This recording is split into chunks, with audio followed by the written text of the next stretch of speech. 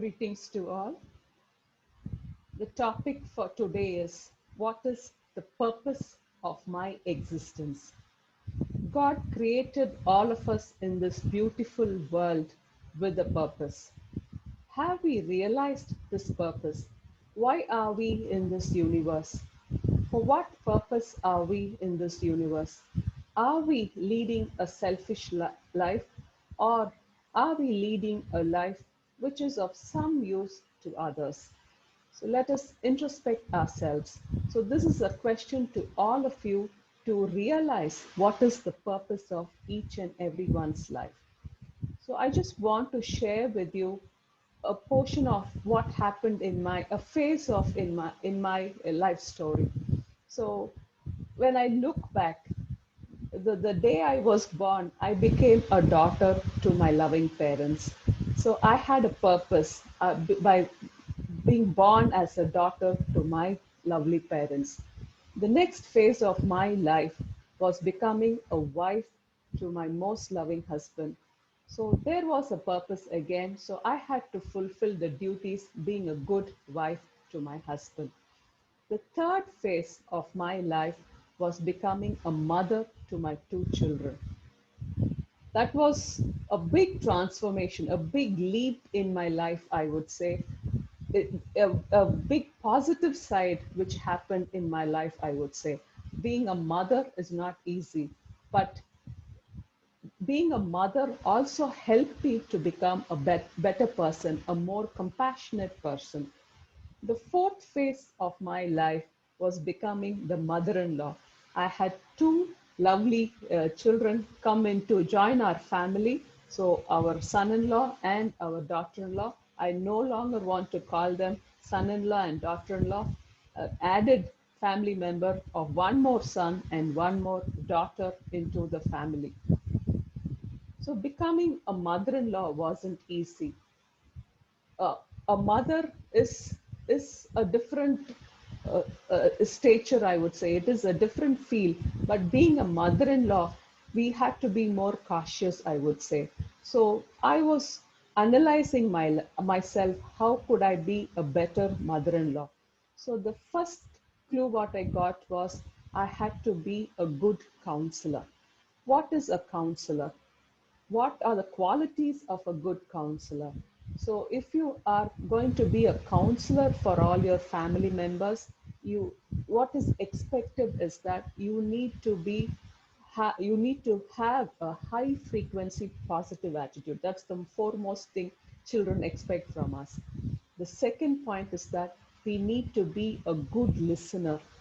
Listen to all their problems, understand their problems. The third important point is we have to put ourselves in their shoes, analyze their problem, and then accordingly give a good solution so that they approach their problem in a positive way. So these 3 points I really made me understand that these qualities are essential to be a good counselor. So when my children got married and settled happily in life, life is all about ups and downs. So when they were feeling a few down part of their when they approached few problems in their life, they approached me.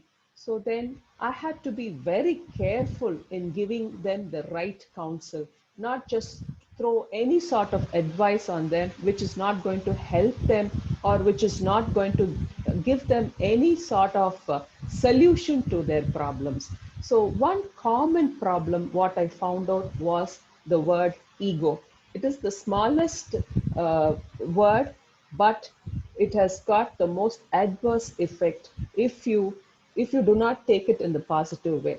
So when I was analyzing the word ego, it has got two ways of taking up. One is the positive side of ego, and the other one is the negative side. So now what is the positive side? Positive side is I took up this word ego as an acronym and I was analyzing. So if you take up this acronym ego, the positive side of it is exalting God only. So when you keep exalting God all the time, so he brings in more love, he brings in more compassion, he brings in more care into our life, whereby we spread this love, all the good habits, to our other family members too, whereby we lead a successful life. Whereas this ego, this acronym ego can also take us to a very negative part of our life, where the acronym ego could also stand for edging God out. So when you edge God out of you, what happens? All negative things start to happen. We do not love our own partners. We do not have any compassion for our partners. We don't share. We don't care. All sort of negativity enters in. So as I was analyzing this acronym ego in the positive way and in the negative way, I found one word common there. So edging God out in the negative way and exalting God only in the positive way. So, in the two phases, I found a common word, God. So, when you take God as an acronym, what could be the expansion for it? What could God do to us if we center around Him? So, what immediately struck me was God stands for great, omnipotent designer. So he is the biggest, the greatest architect of ourselves, of the universe, of whatever is in existence in this blessed earth.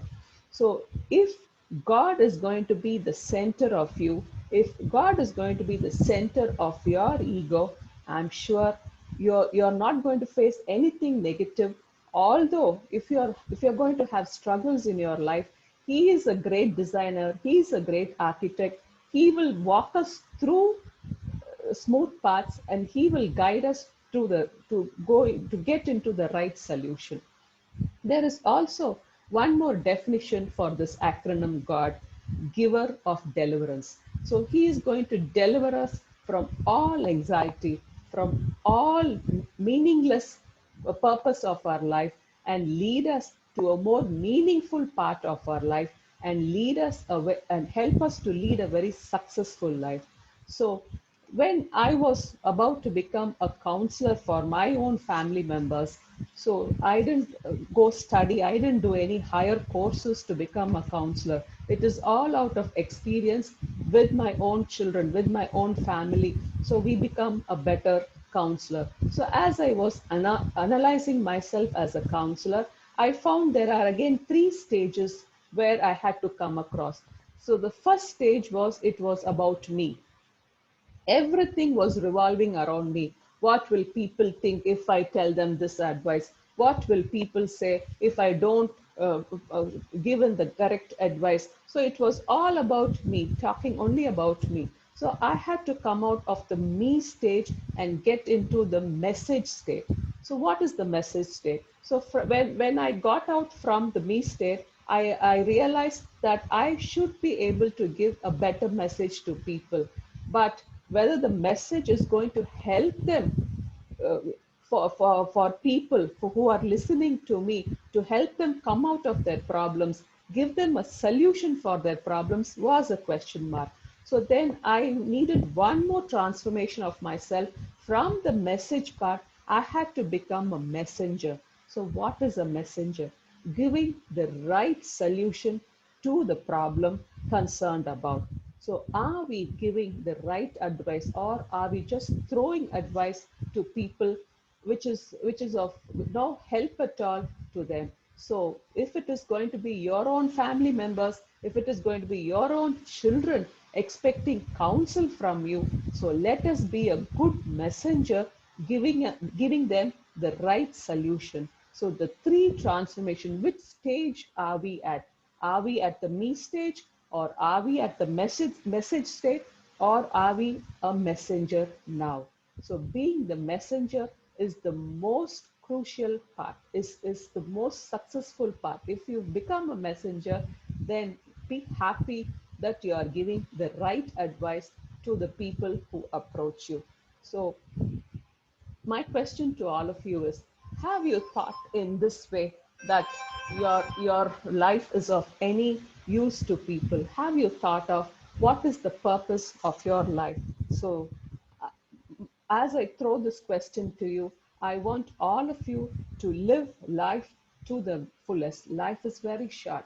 Life just runs away like just we were born yesterday. So live life to the fullest, and your own family is just awaiting for your own best counsel to be given them. Thank you so much.